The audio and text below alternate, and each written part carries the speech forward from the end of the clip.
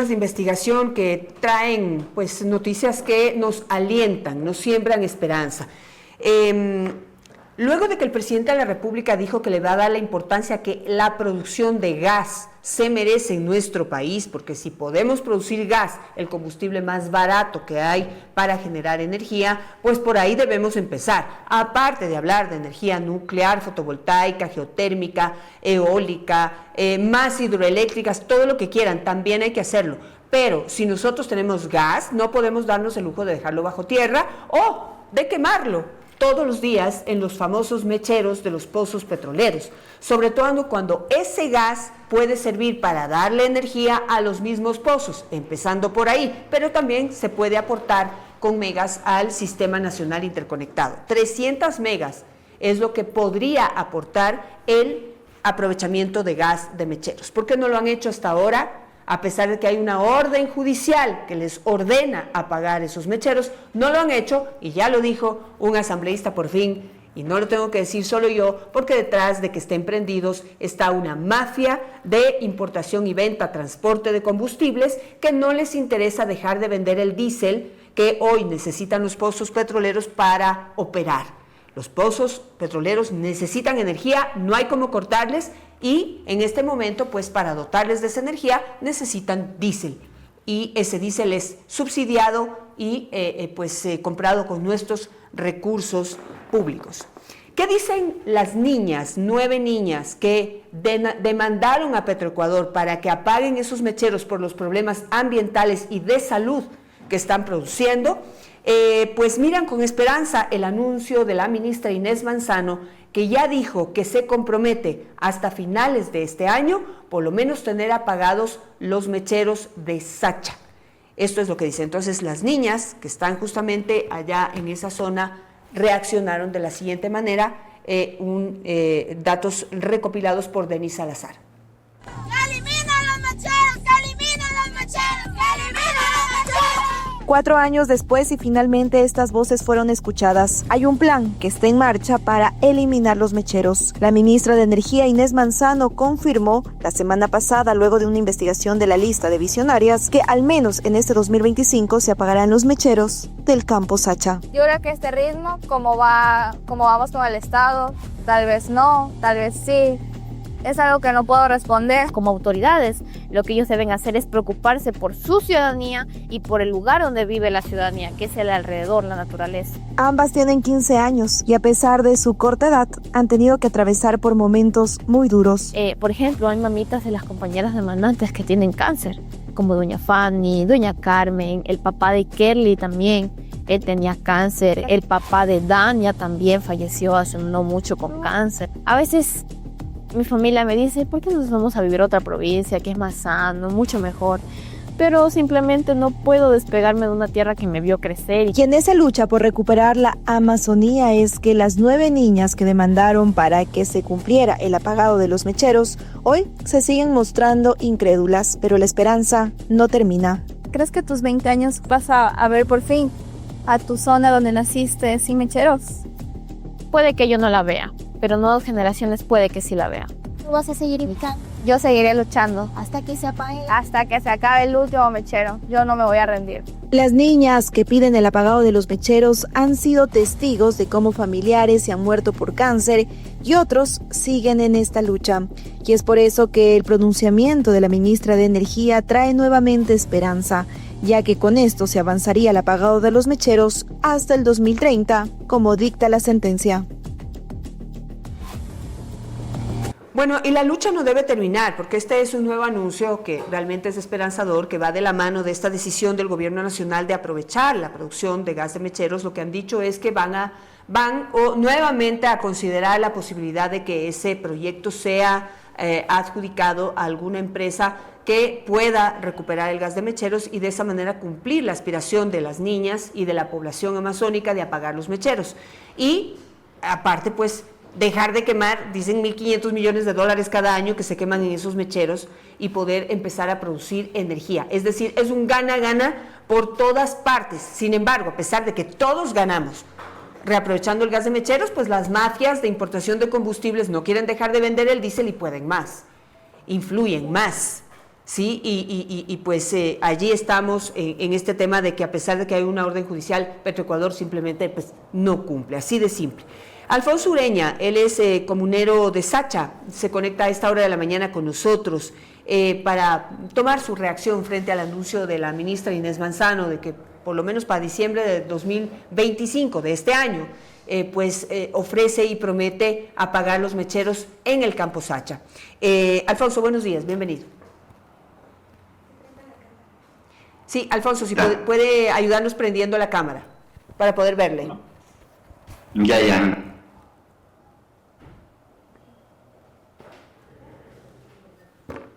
Muy bien, a ver si ya lo tenemos. Vamos a conversar con Alfonso Ureña.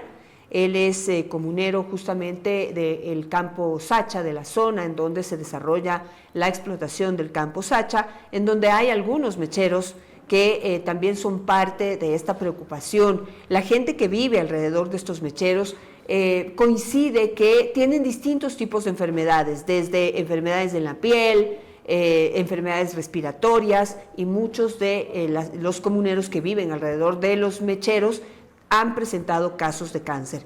Un estudio médico realizado en la Amazonía ecuatoriana determina que de todos los casos de cáncer que hay en la Amazonía, la mayor parte de casos coincide con la población que vive alrededor de los mecheros. Otro dato que impacta es que, comparado con el nivel nacional, ¿sí? A nivel nacional la incidencia de cáncer es de 0.17% de incidencia de cáncer en la población ecuatoriana. En cambio, en la población amazónica, que es mucho más concentrada y pequeña, la incidencia es del 0.51% y coincide que la mayor parte de casos es de personas que han vivido alrededor de los mecheros. A ver si ya tenemos a Alfonso para poder conversar con él.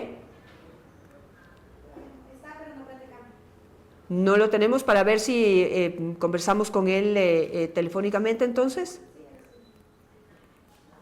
Muy bien, vamos a tomar el contacto con él para poder tener estas reacciones frente a este nuevo ofrecimiento de el gobierno nacional en la voz de Inés Manzano de que apagarán los mecheros. Esto genera muchas preguntas también alrededor de cómo será este proceso.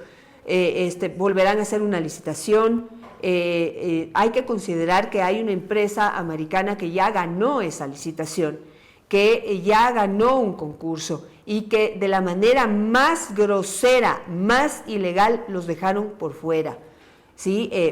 Buscándose argumentos y argucias realmente que caen en el campo de lo ridículo, como por ejemplo decir que la empresa pasó todos los procesos legales y exigencias de Petroecuador para poder adjudicarse este proyecto, y a la final dijeron, que se les olvidó consultar con el directorio, y que entonces por ese pequeño detalle, pues de acuerdo a la normativa, toca echar abajo el concurso, lo cual evidentemente causó impacto e indignación en esa empresa americana, que hasta hoy espera una respuesta del gobierno nacional porque considera que ese concurso y ese proceso debe ser considerado pues antes de tomar una decisión final frente a la necesidad de reaprovechar el gas de mecheros. Vamos a ver si podemos ir con otras noticias mientras tanto, ¿o ya lo tenemos? Ok, Alfonso. Lo tenemos en vía telefónica. Cuénteme por favor su reacción frente al nuevo anuncio en este caso, en este nuevo gobierno de la ministra Inés Manzano de que van a pagar los mecheros de Sacha hasta diciembre. Buenos días, señorita. Sabe que un poco desconcertado aún, debido a que los tres gobiernos que han pasado, incluido Noboa, o sea, prácticamente no han cumplido, o sea, no ha habido una autoridad que haga cumplir las sentencias, ese tipo de cosas. Entonces, yo soy un habitante de acá de la Amazonía desde el año 69. Entonces, solo ya que veamos, porque inclusive cuando se inició el estudio, se contaba con 447 mecheros. En vez en vez de reducir, según dicen que han apagado algunos mecheros, ahora contamos con 486 mecheros, incluidos los de la empresa pública Petroecuador y de la empresa privada. Obviamente el daño es igual porque contaminan al ambiente, a la gente que está alrededor de las plataformas y al final le digo, pues obviamente nosotros hemos venido luchando desde hace mucho tiempo atrás, pero lamentablemente el Estado con su fuerza pública, con los militares, o sea, no nos han puesto más bien esta gente al frente y no han dado soluciones, ni siquiera por lo menos en cuanto a mejorar la calidad de agua, por ejemplo. Nosotros acá tenemos una total contaminación, o sea, no tenemos agua potable, solo tenemos agua entubada y agua perforada, pozos en cada vivienda. Entonces, lamentablemente, si ahorita le digo que mientras nosotros no veamos que eso ha sido realidad, seguiremos dudando inclusive de este gobierno, ya digo, porque son los tres gobiernos que no, o sea, lamentablemente nosotros vivimos en una provincia millonaria, porque de acá se genera el recurso para el erario nacional. Pero sin embargo los habitantes, los moradores que acá vivimos, residimos, somos los más pobres porque hemos perdido familiares con cáncer, ese tipo de cosas. Entonces, hay que ver, señorita, esperamos de la buena voluntad y la exigencia de que la autoridad haga lo suyo en este caso. Perfecto. Entonces, ¿cuántos mecheros ve usted? ¿Cómo ha evolucionado el problema en Sacha? Es decir, usted dice una realidad, en vez de reducir el número de mecheros a nivel nacional, lo que han hecho es aumentar el número de mecheros a nivel nacional, tanto de Petroecuador como de las empresas privadas que hacen explotación de petróleo en la Amazonía ecuatoriana. En el caso de Sacha, no sé si usted tiene el número de mecheros que deberían ser apagados si es que la ministra cumple su palabra. Yo le doy toda la razón de dudar, pero pues hay que tomarles la palabra y hay que darle seguimiento a las cosas para ver si es que realmente pues van encaminados al cumplimiento, como ha ofrecido esta vez la ministra Inés Manzano. ¿De cuántos mecheros estamos hablando en el campo Sacha? Exactamente no tengo el número, señorita, porque como ahora inclusive con esta era petrolera que se viene, o sea, van a perforar unos cuantos pozos, entonces exactamente no le tengo el dato, pero de lo que sí estoy seguro y de acuerdo a la noticia es de que van a seguir perforando, parece que son como 550 pozos aproximadamente entre Orellana y Sucumbíos. Entonces Orellana estamos hablando de Joya de los Hachas, entonces obviamente con la empresa pública y privada, pero de que a diario, o sea, se incrementan las perforación de plataformas, pozos, igual se incrementan los mecheros. ¿Cuántas personas viven ahí? No sé si usted tiene ese conocimiento. ¿Cuántas personas viven ahí en Sacha? Aproximadamente, como para decir cuál es la población que en este momento está siendo afectada por esos mecheros encendidos, pero que podría beneficiarse en caso de que la ministra cumpla con su palabra. Bueno, alrededor de, más o menos en la parte de Joya de los Hachas, alrededor de unas 5.000, 10.000 familias. Porque en todo caso en Joya de los Hachas no en todo el cantón hay petróleo. Por ejemplo, yo vivo justamente en la parroquia mayor contaminada, que a lo mejor es de su conocimiento a nivel mundial, San Carlos, la parroquia mayor contaminada, o sea, yo vivo en San Carlos. Entonces San Carlos es la que tiene mayor cantidad de pozos petroleros. En otras parroquias hay, pero están comenzando recién con la perforación de pozos. Perfecto. Entonces usted dice, pues no solamente es el apagado de mecheros, sino que debería pues montarse todo un plan para poder rescatar a la población que está siendo afectada de distintas formas. Digamos, el mechero está afectando la salud de los comuneros, pero también hay problemas de agua potable, hay problemas de infraestructura, hay problemas de desnutrición crónica, hay problemas de falta de acceso a servicios básicos y a distintos servicios públicos. Todo debería ser parte de un plan integral.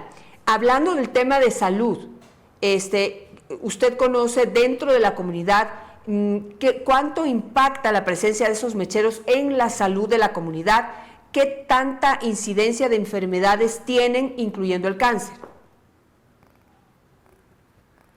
Bueno, mayormente, o sea, como le digo, en el área donde hay mayor presencia de mecheros y de pozos petroleros, porque estamos hablando de un 70, un 80% de la gente afectada en el campo de la salud, incluido, o sea, sobre todo el cáncer. Lo que pasa es que, por ejemplo, de acuerdo al trabajo que hace Petroecuador, las descargas de las aguas de las plataformas hacen descargas directamente a los ríos y riachuelos y esteros y todo este tipo de cosas. Entonces, la ciudadanía, la población no tiene de dónde suministrar el líquido vital que es el agua. Entonces, ¿qué resulta? Es hacer un pozo perforado. Pero ¿qué resulta? Es que también hay reinyección de agua contaminada. Entonces, prácticamente la salud, o sea, acá en nuestra Amazonía es olvidados de por todo, inclusive por el mismo Ministerio de Salud. O sea, acá no hay una, no sé si solo acá en el Oriente, no sé si es en todo el Ecuador, pero la salud es la olvidada como todas las cosas, y peor aún, sobre todo cuando no tenemos medicación, no tenemos un medio de transporte, no tenemos las visitas a las personas oncológicas, no tenemos absolutamente nada. Entonces, yo no sé, le digo, señorita, si es que solo es con nosotros acá en la Amazonía que se han ensañado tanto las autoridades, o es a nivel nacional el abandono, y se dice que la salud es un derecho, pero al final nosotros no tenemos, o sea, ese derecho a nosotros se nos ha quitado. Vivir en un país libre, sano y libre de contaminación, a nosotros más bien eso nos contamina, nos perjudica. El municipio de Joya de los Hachas en el 2014 hizo un proyecto para un sistema de agua para traer agua de Loreto, que era la alternativa, y es la alternativa para la provincia de Orellana y sus cantones, en este caso sus tres cantones, que sería Loreto, Orellana y Joya de los Hachas. Pero lamentablemente el Estado no ha apoyado, o sea, desde ahí, ya desde los 4 gobiernos, desde que estuvo Correa, Moreno, Lazo y ahora con Noboa. Entonces, le digo, ahorita lamentablemente lo nuestro es bastante complejo, o sea, no tenemos el apoyo, y no tenemos representantes en la Asamblea Nacional, pero llegan a su puesto y hacen sus negocios, hacen sus cosas, y menos pensar en la salud y en la gente que les regaló el voto para que ellos estén en la Asamblea Nacional. Así es, y le doy toda la razón. Justamente, mire que ya por lo menos logramos que uno de los asambleístas, pues entiendo que es de la Revolución Ciudadana, pero de ahí, de su zona, tiene conocimiento pleno de lo que está sucediendo, al igual que todos los demás, pues la mayoría se hacen los locos. Es decir, una cosa es lo que ofrecen y dicen en campaña, en donde están dolidos y solidarios y viviendo el día a día de los problemas que usted acaba de describir, aparte de los causados por los mecheros, pero cuando ya están en el poder no hacen nada. Esa es la realidad. Por eso yo digo que de parte de los distintos sectores indígenas y comunitarios finalmente logran llegar al poder, y cuando obtienen el poder no lo ejercen y se olvidan justamente de los compromisos que tienen con la gente. Alfonso, le doy las gracias por estar esta mañana con nosotros. Simplemente cerremos puntualmente hoy, usted como miembro de la comunidad, ¿qué le pide al gobierno nacional en torno a el apagado de mecheros y en torno a la grave situación de salud y social que viven? Bueno, yo le pido al gobierno y a la señora ministra que cumplan con su palabra, o sea, que sean dolientes con que nosotros somos seres humanos, que igual sentimos la necesidad del dolor igual que todos. Yo pienso que Eso es lo único que podemos pedir los amazónicos, que se cumpla, que nos consideren unos seres humanos que también necesitamos vivir, que tenemos familias, que se tome en cuenta la mano calificada y no calificada de acá, porque ese es el inconveniente también que tenemos. A veces viene gente de otras provincias a trabajar acá, entonces, oigan, nos tratan perdona la expresión, pero a la patada. A veces nos minimizan, por ejemplo, solo porque tenga idea de lo que sucede acá. El otro día se dio un pequeño incendio y el señor de Seguridad, Salud y Ambiente de Petroecuador lo que dijo fue que, un señor por ahí de la compañía se quemó un poco, pero bueno, era un obrero. O sea, ese tipo de cosas, señorita, eso es lo que indigna. O sea, si al final el obrero, el ingeniero, el arquitecto, el doctor, es un ser humano y les duele igual que a todos, pero así es la forma de tratar, o sea, de cómo minimizan a la gente acá de la Amazonía, y peor aún que sea un trabajador de una compañía, entonces, de una empresa, al final como que no importa nada. Entonces yo, concluyendo, señorita, sí me gustaría que este presidente ya no sea de solo de palabras, que sea de hechos y que busque representantes, unos verdaderos representantes que representen a la comunidad acá.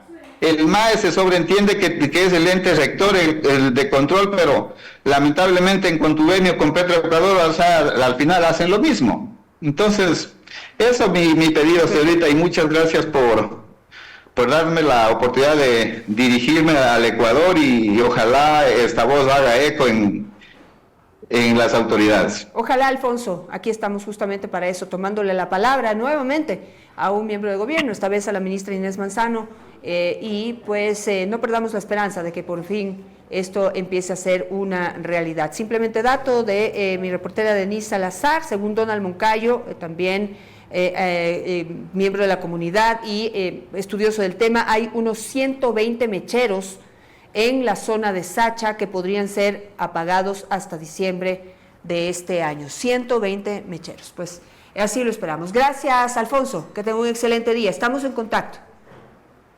Muchas gracias, señorita, un buen día. Muy bien, vamos ahora con nuestro siguiente tema, y es el tema de pues la ley de bienestar animal, que la seguimos toda la semana anterior, en donde había un término para poder ser aprobada o modificada o archivada. En este momento, pues, lo que finalmente decidieron es dejarla ahí, ¿sí? Y pues solicitar o fue rechazada, y pues de aquí en adelante, ¿qué es lo que puede pasar? Ha generado mucha controversia y mucha preocupación, principalmente en el sector productivo de nuestro país. Y por eso hoy queremos analizar este tema de qué va a pasar ahora en la Asamblea Nacional, qué debería pasar en la Asamblea Nacional y cuál es la expectativa a la que está el sector productivo de nuestro país. Abelina Ponce, abogada de los centros agrícolas de la Sierra Centro-Norte de nuestro país, nos acompaña esta mañana. Abelina, buenos días y bienvenida. Buenos días, Janet, muchas gracias por la invitación y por abrir este espacio para tratar un tema tan importante que está poniendo en riesgo del futuro de nuestro país. Hasta donde nosotros teníamos el conocimiento por los términos que puso la Corte Constitucional, la ley debió haber sido aprobada la semana anterior. Sin embargo, pues la han dejado en una especie de stand-by. No sé si usted comprende qué es lo que van a hacer para poder, no sé si van a empezar de cero de nuevo, aunque no ha habido un archivo. Entonces, eso es lo que nos genera dudas. No sé si usted nos puede explicar legalmente en qué están. A ver, en este momento la ley ha pasado al Pleno con un informe desfavorable de la Comisión. ¿Qué es lo que sucede? Que la Comisión desconoció el procedimiento parlamentario aplicable a este caso, ya que la ley había cumplido todo el trámite legislativo hasta el segundo debate. En el segundo debate, con la anterior Asamblea, se hicieron sugerencias de cambios a la ley. Entonces, la ley regresó a la Comisión y la Comisión, de acuerdo con el artículo 61 de la Ley Orgánica de la Función Legislativa, lo que tenía que hacer es incorporar estos cambios o rechazar los cambios y pasar el informe al Pleno. Lo que ha sucedido, no sé si por desconocimiento de los nuevos asambleístas o por asuntos personales con a fines del animalismo o por irresponsabilidad de no saber qué es lo que había pasado con esta ley. El día viernes la comisión votó en su mayoría en contra del informe, de un informe que no se sabe qué contenía, no se sabe si se incluyeron o no los cambios. De acuerdo con el artículo 61, el presidente de la comisión, en este caso Camila León, debía informar los cambios incorporados para que la comisión pueda votar, cosa que no sucedió. Y lo que ha hecho es votar en contra de un informe que no se sabe qué contenía y pasarlo al Pleno para que sea el Pleno quien lo resuelva. Entiendo que hoy el Pleno, aunque no ha habido una convocatoria todavía, pero el Pleno tendría que reunirse esta semana para finalmente votar sobre qué, sobre un informe desfavorable. ¿Sobre qué va a votar el Pleno? El Pleno ha sido convocado para el día martes a las 4 de la tarde para votar sobre este informe que no sabemos qué contiene. Puede acoger el informe desfavorable de la comisión o podría aprobar la ley como está, que sería lo más beneficioso para el país.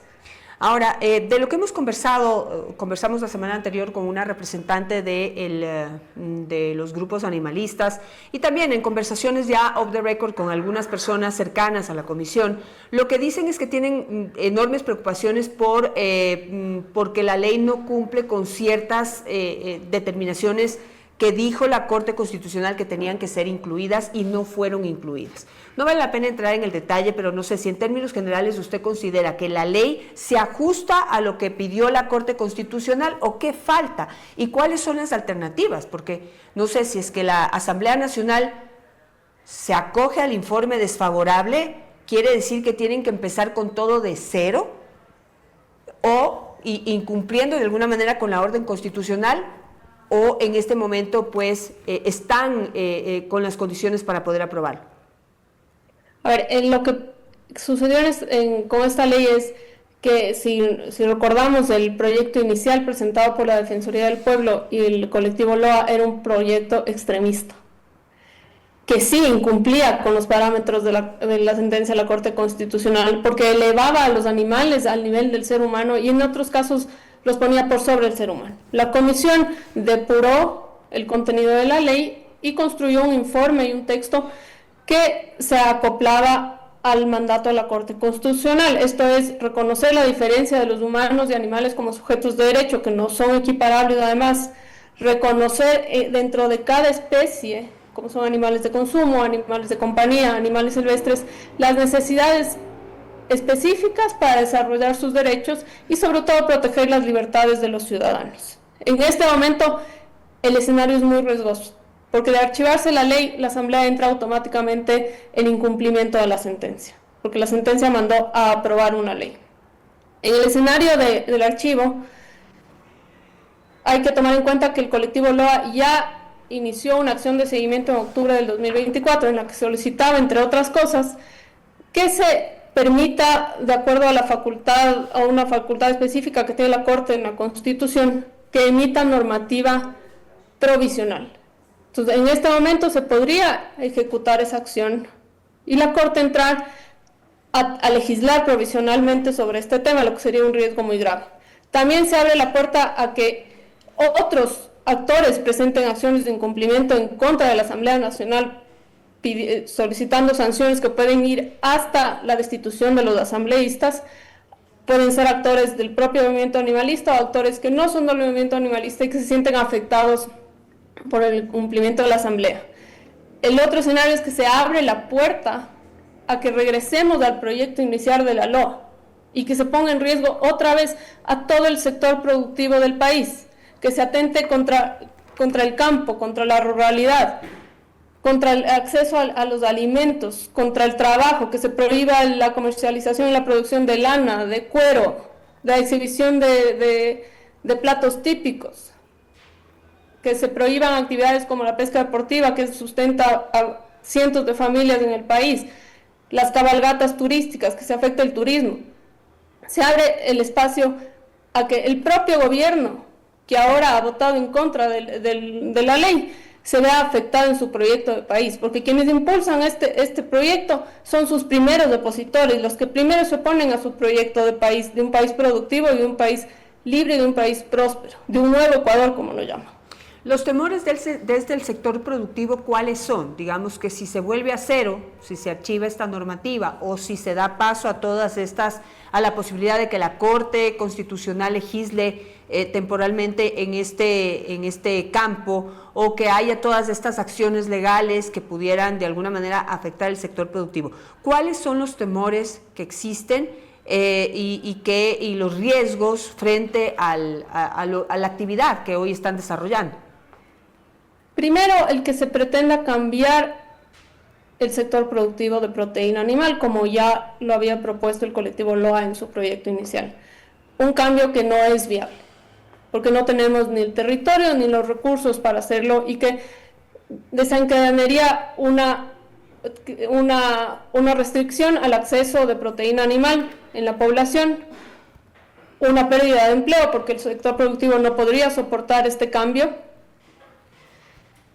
una pérdida en la producción total del país, además que se prohíban, por ejemplo, la producción y comercialización de artículos de cuero y lana, lo que afecta a pequeños productores, a familias en Quizapincha, en Cotacachi, en Atuntaqui, en Otavalo, que viven de estas actividades, que se nos imponga a través de normas restrictivas un sistema alimentario que no es el que cumple con la realidad de nuestro país, que se dejen a familias en el campo que viven de las cabalgatas turísticas, de la pesca deportiva, de sus animales, que se les deje sin trabajo, y en definitiva, que se afecte a todo el sistema productivo, que se afecte el empleo, que se afecte el turismo, que se afecte la producción, que se afecten las tradiciones, que se afecten la identidad del país, sobre todo en la ruralidad, que es donde más afectados se van a ver. ¿Usted considera que dentro del proyecto que ya estaba listo para ser aprobado, se mejora el relacionamiento entre hombre y animal? O sea, y de alguna manera se obliga o se compromete el sector productivo a mejorar determinadas prácticas que son las que los ponen como ejemplos, ¿no? Por ejemplo, Cristina Andrade, que vino la semana pasada, decía que trituran los pollitos machos y se quedan solamente con las gallinas, y que les rompen los picos, y un poco de cosas que, claro, como ejemplo, realmente genera impacto y genera dudas en la ciudadanía. Pero yo vi dentro del proyecto que todo debería haber quedado normado, con obligación de mejorar ciertas prácticas. ¿Usted lo considera así? ¿Qué podría decirnos ahí? Sí, definitivamente, porque el proyecto lo que hace es obligar al sistema productivo a acoger a los estándares internacionales de bienestar animal. Y esto quiere decir dar un trato acorde a la especie animal, pero que no afecte los derechos humanos y que no afecte la libertad de las personas. Y en el proyecto de ley se establecían normas específicas de cómo se deben cuidar los animales, de cuidar su ciclo de vida, de darles un buen ciclo de vida, de normas sobre el faenamiento, sobre la eutanasia, se regulaba todas las actividades del sector productivo de acuerdo a estándares internacionales que no llegan al extremo que propone el movimiento animalista, que es básicamente que se restrinja el uso legítimo y domesticación legítima de los animales para las actividades humanas, como es la alimentación, la vestimenta y la recreación. Y son tres actividades que además han sido reconocidas en la sentencia de la Corte Constitucional como legítimas. En este sentido, justamente, por ejemplo, y en la aspiración que tienen de que haya algunos cambios en el proceso productivo, sobre todo de los animales que finalmente son para consumo. Decía aquí la representante de los grupos animalistas, dice, ya les hemos dado 10 años, les contemplamos la posibilidad de darles 10 años para que puedan cambiar sus prácticas y no sea de un día para otro. Por ejemplo, en el tema de ir hacia lo que se denomina en la amplitud del concepto de los animales libres, entre esos principalmente los pollos y gallinas. Entonces, no sé cómo ve el sector productivo esto, ¿no? Dice, ya les damos 10 años para que hagan todos los cambios, y me imagino que las inversiones y todo lo que necesita para poder cumplir con las aspiraciones de los grupos animalistas. ¿Cómo lo ven ustedes? Primero hay que tomar el ejemplo de países donde ya se ha intentado aplicar esto, por ejemplo Europa. Europa hace más de 10 años está intentando aplicar el concepto de gallinas libres en el sector avícola y hasta ahora no lo logra. Y Europa está en el primer mundo, cuenta con más recursos y con más territorio para hacerlo y hasta ahora se les ha hecho imposible aplicar esta normativa. Lo que propuso la LOA en este caso, primero comenzaron con 3 años. Cuando recibieron todo el rechazo del país, del sector productivo, de la sociedad que se vio amenazada en su trabajo, decidieron cambiar a 10 años, sin un estudio sobre qué recursos se necesita, qué recursos tenemos, si tenemos el territorio para hacerlo, qué va a pasar con la demanda en alimentación, con la oferta, con cumplir el que todos tengamos acceso a una proteína animal básica como es el huevo. No había un solo estudio, que lo que volvía a su proyecto inaplicable. El sector productivo no tenía los recursos ni los medios para hacerlo sin que esto no desarrolle un incremento de precios y una reducción probablemente en la oferta y en el acceso a la alimentación de proteína animal. Nunca se justificó esta norma por parte del movimiento animalista. Esperemos que la Asamblea no permita que volvamos a este escenario en que se va a poner en riesgo a la población sobre todo. Un gobierno que defiende la desnutrición, la lucha contra la desnutrición infantil no puede poner en riesgo a la sociedad de no tener acceso a una proteína animal básica como es el huevo. Perfecto, y casi siempre los grupos animalistas se refieren a grandes empresas, grandes industrias que serían pues las que estarían detrás de impedir que se mejoren las prácticas y bla, bla, bla. Pero pues sin tomar en cuenta que en el país la actividad está mucho más centrada en productores medianos y pequeños que no tienen el músculo financiero para hacer los cambios que ellos están exigiendo y se requiere. Mañana, Alegría, hay un gran plantón. Me llega esta información en defensa del empleo, la producción y el acceso a los alimentos. Están convocados para mañana 2 de la tarde en el Parque El Arbolito y van hacia la Asamblea Nacional para acompañar a la Asamblea Nacional o estar presentes en la Asamblea Nacional a la hora que se va a finalmente votar en el Pleno sobre este proyecto. Eso se va a realizar mañana, vamos a ver cuánta gente logra ser convocada, interesarse y participar en esta convocatoria, pero para finalizar, en caso de que de que la Asamblea pues no se alinee justamente a lo que ya se ha discutido, a los acuerdos que se han llegado y a la posibilidad incluso de mejorar en un veto presidencial, cualquier cosa que haya quedado por ahí con alguna duda, ¿cuál será la posición del sector productivo? ¿Qué harán de aquí en adelante? Primero, hacemos un llamado a la Asamblea Nacional y al Gobierno Nacional a ser coherentes con su proyecto, porque el proyecto que salió de la Comisión de Biodiversidad fue un proyecto construido y liderado por ADN en conjunto con las carteras de Estado, con el Ministerio de Agricultura, con el Ministerio de Ambiente, con el Ministerio de la Producción, con el Ministerio de Gobierno. Ahora sería una verdadera incoherencia archivarlo y dar paso a un proyecto animalista que va a destruir el proyecto de país que ellos tienen, el proyecto del nuevo Ecuador. Nuestra posición en caso del archivo, primero será analizar todas las acciones que tengamos para impedir que se ponga en riesgo al país, y además, en el caso que se tenga que volver a cero y volver a tratar una ley, pues estaremos ahí en la Asamblea, en la Comisión, aportando y peleando para que el proyecto final que salga de la Asamblea, sea este o sea otro, sea un proyecto que aterrice a la realidad del país y no al sentimentalismo animalista, que es lo que se nos quiere imponer a todos.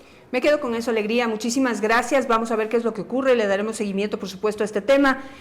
Cierro con un reportaje de Denise Salazar para que, pues, en resumen, tengamos lo que ha sucedido hasta ahora. Le agradezco a Alegría y que tenga un buen día, y les dejo a ustedes con la nota de Denise, que pues señala que la Comisión de Biodiversidad justamente no llegó a ningún acuerdo sobre la Ley de Protección y Defensa de los Animales. Lo conversamos ahora con Alegría y ahora deberá resolver en el Pleno de la Asamblea, que está convocado para este martes 10 de junio a las 16 horas. Así, con este entorno y este ambiente, la Asamblea analizará este tema. Los dejo con eso y me despido. Que tengan un excelente día.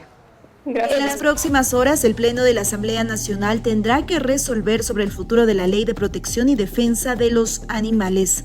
Un asambleísta, Edwin Jarrín, parte de la Comisión de Biodiversidad, se mostró bastante preocupado porque grupos animalistas buscan el archivo. No se puede echar al traste más de aproximadamente un año o más de comparecencias a la Comisión de Biodiversidad de colectivos de defensa de los animales. Nosotros, los asambleístas que amamos las tradiciones, somos los que más respetamos a los animales. La LOPTA ahora queda en manos de la Asamblea Nacional, quien debe pronunciarse en las próximas horas. Todo esto mientras grupos animalistas insisten en el archivo. Que el archivo sí es posible, no existe ninguna parte de la ley que prohíbe el archivo y más bien lo que se buscaría es que existan tiempos más prolongados para realmente buscar una ley que proteja a los animales. Presionan para que se vuelva a introducir artículos que se acordaron que quedarían fuera, como prohibir la exhibición del producto. ¿Alguien pensó en los pequeños negocios como en las huecas de Nayón? Claro, y si bien es cierto que también afecta a las grandes cadenas, a quien sí molesta es, como dices tú, a los pequeños negocios, huecas, emprendedores. Tampoco lo tratamos de manera en la que sean algo que no son. Son comida y lo tratamos como un producto que vamos a consumir. Si yo no vendo, ¿cómo pago a las chicas? ¿Y cómo me mantengo yo también? Los animalistas hablan de criar gallinas libres o felices. Esto incrementaría los costos de la proteína más barata y accesible para la población. Los mismos colectivos están conscientes. Cada huevo cuesta 30 centavos, entonces la cubeta sería 9. $9 una cubeta. Sí. Además, pondría en riesgo miles de plazas de trabajo, como los asaderos de pollo. Y eso sí afectaría mucho porque nos quedaríamos sin trabajo y ahorita que no hay trabajo. Ahí habría vuelta de desempleo bastante, habría vuelta de, imagínense, cierran locales, no hay trabajo, vuelta. A 3 personas damos de empleo en este local. ¿Y si las rentas bajan? Si las ventas bajan, quedaría de acaso una persona. Archivar la LOPTA no es una opción, pues hay una sentencia de la Corte Constitucional que se debe cumplir. El plazo se agota y si se archiva, los asambleístas podrían caer en un posible desacato. Entonces, ¿será que priorizan a los pequeños negocios o a las gallinas felices?